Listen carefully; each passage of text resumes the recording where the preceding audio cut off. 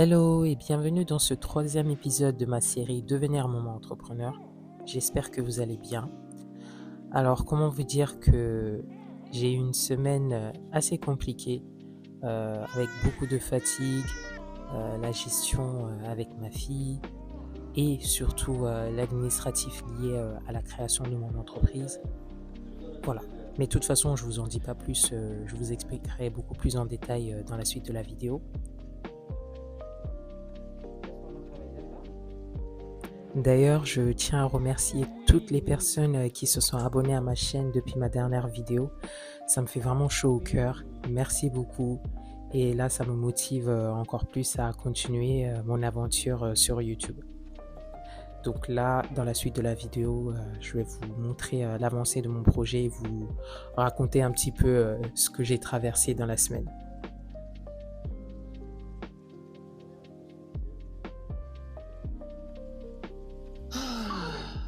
Oh là là là là là.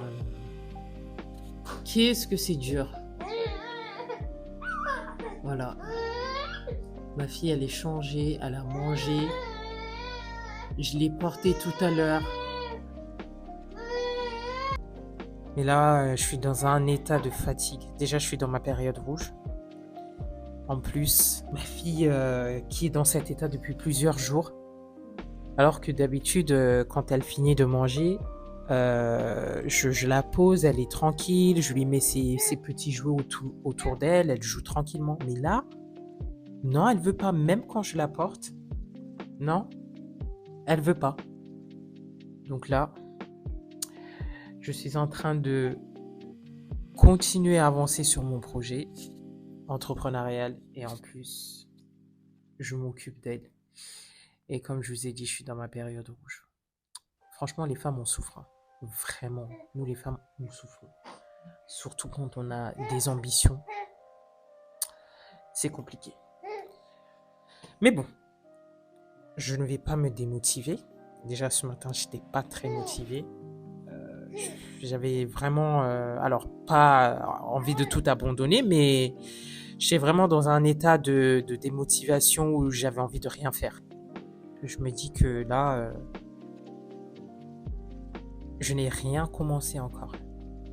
Je n'ai même pas commencé, je suis déjà dans cet état-là. Alors, quand je vais commencer, il faut que je sois prête parce que ça va être autre chose. Donc, si déjà je suis dans cet état-là, j'imagine même pas quand je serai à fond dans l'activité, je sais pas comment ça va se passer. Mais j'ai foi en moi. Je sais que j'y arriverai. Même si le parcours ne va pas être facile. Hein. Le parcours entrepreneurial, c'est jamais facile. Mais on va faire avec. Voilà, on va faire avec. C'est ça aussi, hein. Mais là, je suis devant mon ordinateur. Je suis saoulé par l'administratif. Ma précédente vidéo, je vous montrais du coup la création de mon entreprise. J'ai mis l'activité de mon entreprise et en fait, quand vous créez votre entreprise, on vous attribue un code APE. Donc, c'est le code qui définit la catégorie de ton activité, en fait, de l'activité de ton entreprise. Et donc, moi, le code qu'on m'a attribué, ça représente pas du tout l'activité de mon entreprise. Donc, j'ai fait les démarches pour modifier le code, mais waouh, c'est vraiment démotivant. En fait, en grande partie, je crois aussi que à cause de la correction, la modification de ce code, m'a beaucoup démotivé. Vraiment. Parce que tous les jours, il y a un nouveau problème.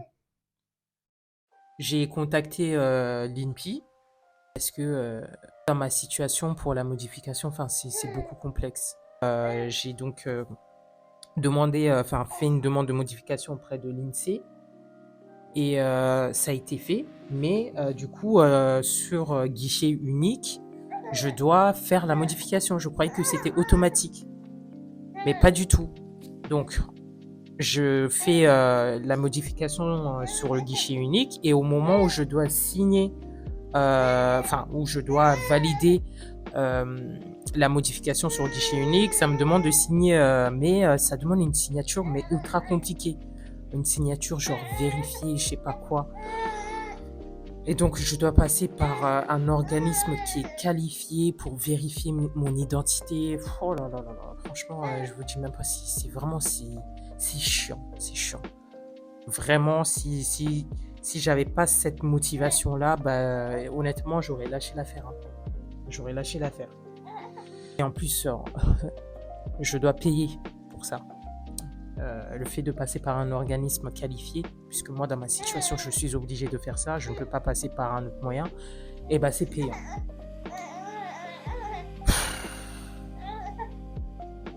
Alors, sinon, dans l'avancée de mon projet, je me rends compte que j'ai déjà fait pas mal de choses.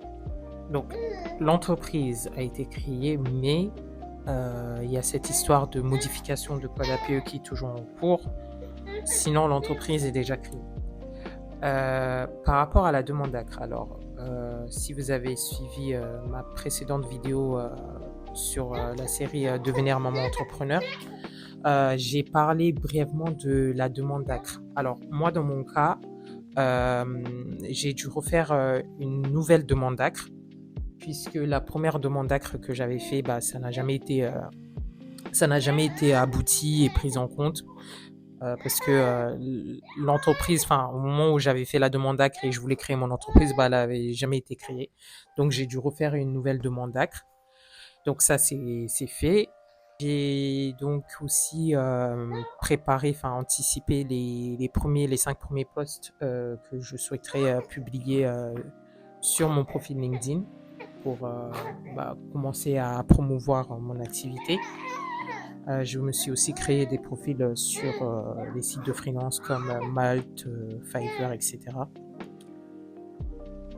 J'ai aussi ouvert un compte bancaire professionnel.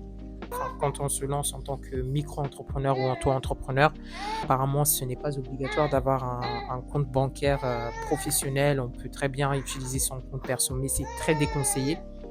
De toute façon, je pense qu'à partir du moment où on lance une activité entrepreneuriale, c'est largement mieux d'avoir un compte professionnel vraiment dédié à l'activité pour pas mélanger le pro et le perso. Même pour la partie comptabilité, suivi comptable et tout, c'est largement mieux d'avoir son compte bancaire. Donc, j'ai ouvert un compte bancaire chez Conto. Et je me suis aussi pris une carte eSIM, un numéro pour mon activité, pour pas utiliser mon numéro personnel. Donc j'ai aussi j'ai structuré donc ma communication, j'ai travaillé sur la manière dont je vais communiquer, comment je vais présenter mes services. J'ai aussi j'ai rédigé des process pour vraiment structurer mon activité de A à Z. Après, franchement, quand je vais commencer mon activité, je pense que le process sera peaufiné au fur et à mesure. Mais pour essayer d'être structuré au mieux et savoir comment gérer mon activité, par exemple, de la phase de prospection jusqu'à la signature du contrat et le début, le démarrage de l'activité avec un client. J'ai préféré donc rédiger, structurer ça en faisant des process pour vraiment pas me perdre. La seule chose sur laquelle je n'ai pas encore commencé, c'est la prospection.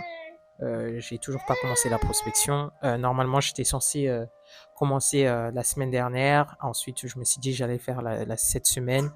Mais jusqu'à présent, je n'ai toujours pas commencé. Voilà. Donc, il faut vraiment que je m'y mette. Mais sinon, j'ai déjà identifié les potentiels clients. Je me suis donné jusqu'à la fin de ce mois pour commencer vraiment la prospection. Mon Dieu. Qu'est-ce que c'est dur. Si il y a des mamans entrepreneuses qui gèrent un enfant en même temps et qui gèrent leur business, dites-moi comment vous arrivez à gérer. Là, c'est trop dur. Et en plus, comme je suis seule à la gérer là, c'est ultra compliqué des fois. Il y a des moments où j'ai une fatigue, mais une fatigue dans tous les sens du terme, hein. fatigue émotionnelle, physique, psychologique. C'est épuisant. Mais bon, c'est pas une raison pour moi d'abandonner. Franchement, ça fait des années que j'ai envie de travailler à mon compte. Je me dis que là, c'est à ce moment précis que je vais le faire. Peu importe, même si je gère seul mon enfant, je mettrai en place mon projet. Ça, c'est clair. C'est ce moment précis et pas un autre moment. Donc, voilà, les aléas de la vie de maman. Mettre en place un projet parce qu'on a de l'ambition, hein. On a de l'ambition et tout ça, bah, c'est fatigant. Et en plus, bah, nous, les femmes, on traverse des périodes compliquées, hein. Voilà, les hormones, nos cycles. La vie d'une femme, c'est pas facile, hein. Être une femme, déjà, c'est pas facile. Mais je pense que quand on a de grandes ambitions, surtout, bah, ça fait que les choses ne sont pas faciles. Mais voilà, je suis capable de réaliser mes rêves. D'ailleurs, bah, c'est ce que je vois là sur ma page Notion. Voilà. Je suis capable de créer la vie de mes rêves. Voilà. Merci beaucoup d'avoir regardé la vidéo jusque-là. Si elle vous a plu, n'hésitez pas à liker la vidéo, à partager, à laisser un commentaire. Je serai ravi d'échanger avec vous. Je publie une vidéo chaque dimanche sur mon lancement justement parallèle de ma vie de maman dans le monde de l'entrepreneuriat. Si tout ça vous intéresse, n'hésitez pas à vous abonner à ma chaîne. Ça me donnera énormément de force. Et d'ailleurs, merci à toutes les personnes qui sont abonnées à ma chaîne récemment. Je vous remercie beaucoup, ça me touche énormément. Et d'ici là, prenez soin de vous et je vous dis à très bientôt dans une prochaine vidéo. Ciao!